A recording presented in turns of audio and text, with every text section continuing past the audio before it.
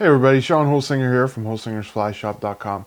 Bringing another tying video this week, and this week it's one that I've been tying orders for.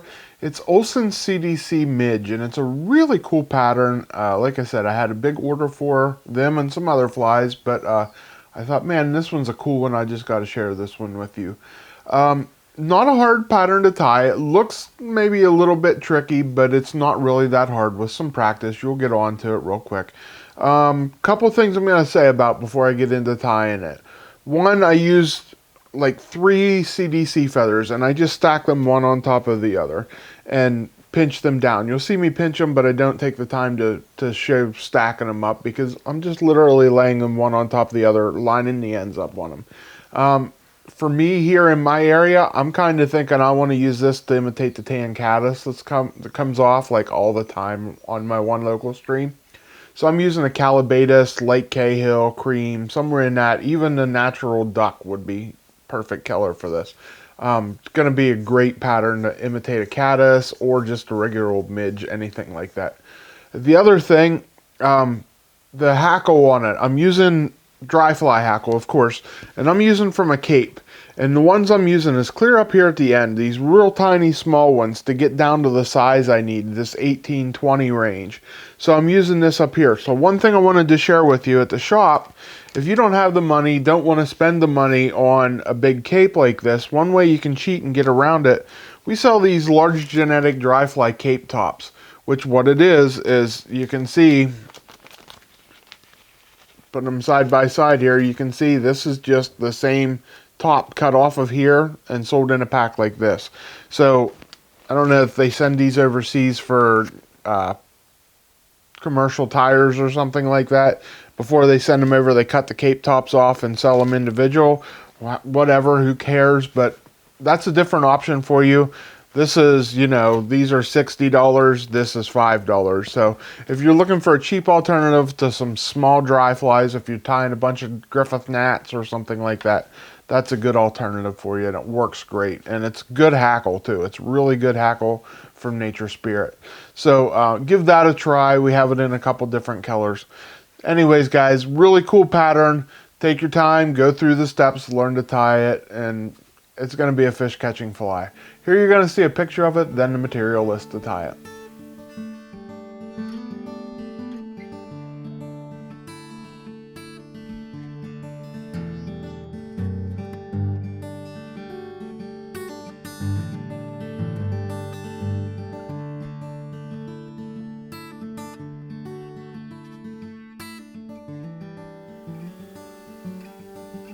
Okay, here you see Olsen CDC Midge.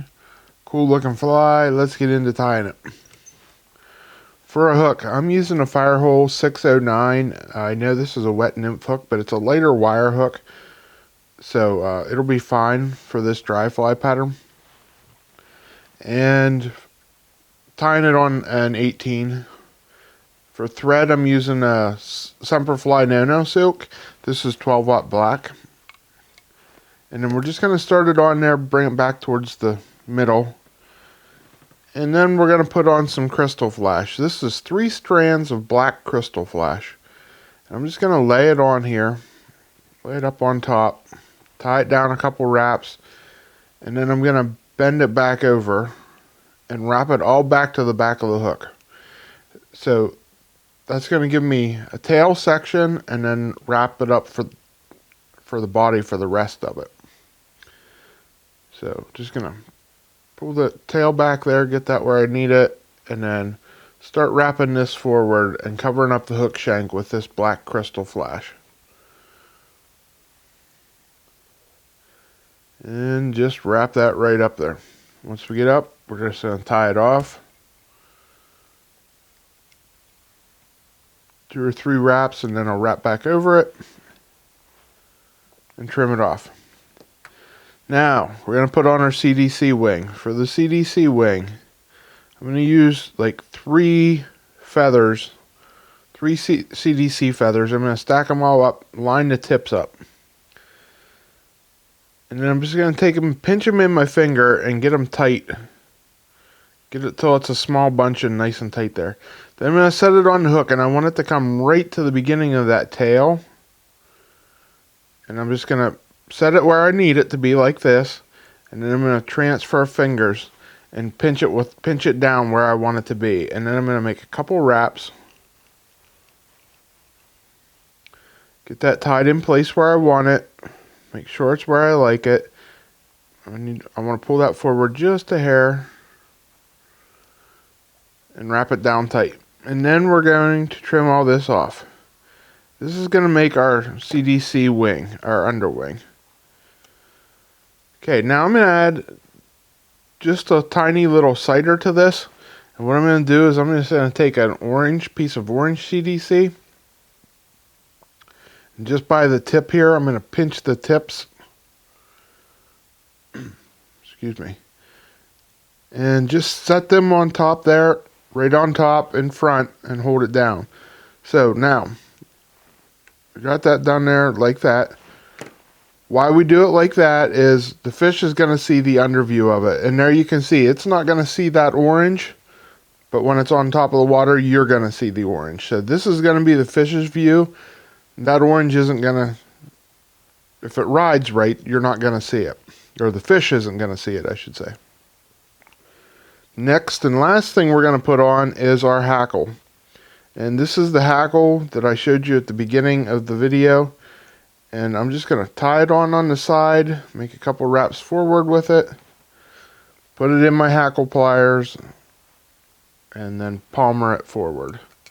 You gotta do this kind of light. If you don't do it light, you're going to snap your hackle off into pliers or pull it out of your wraps. So just take your time, wrap it forward, wrap it right up to that eye. And then I usually make like 3 wraps here. And then what I like to do is I'll take my finger and hold the thread back like this. Sorry, I'm a little intrusive there with my finger.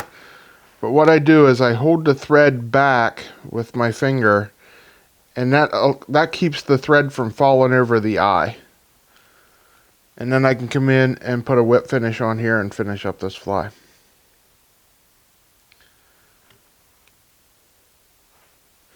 So, cool looking fly, not really that hard to tie with some practice. I've been tying a lot of these lately, so I can fly right through it like that. But easy pattern, and it floats well. Alright guys, hope you enjoyed this pattern as much as I did. Like I said, I really like the looks of this fly. Haven't got it on the water yet. It's just an order that I've been fulfilling, and I'm putting a couple in my box to go try it out.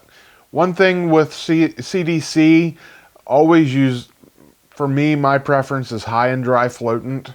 And it's the best stuff out there for CDC. Don't use aqua gel or something like that. If you put that in the CDC, it'll just soak up and sink like a rock.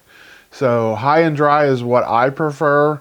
And I just put a little bit of it, a little dab on my fingers, rub them together, and dust the fly on my finger with that high and dry. So don't soak it into the CDC, just dust it onto the CDC. That's what works best. I really like CDC dry flies. I can pick up the really pressured fish, the small CDC with that. It works great for pressured fish. And the only downside to CDC is you don't get as many fish out of them until they get all slimed up, and you have to put it in your box and save it for another day. So anyways guys, I hope you enjoyed this tie. Like I said, it's not hard. For a beginner, it's going to be a little difficult for a beginner to get the hackle looking nice at the front and all that kind of stuff. But with practice, you'll get it. You know, I've been tying 3 dozen of these before I shot the video. So I got a good grasp on how to do it and can just whip right through it. So take your time, learn the techniques, and have fun tying. That's what it's all about. If you need any of the materials, guys, like always, please head over to our shop at holsingersflyshop.com. Till next week when I bring you another video, I'm Sean Holsinger.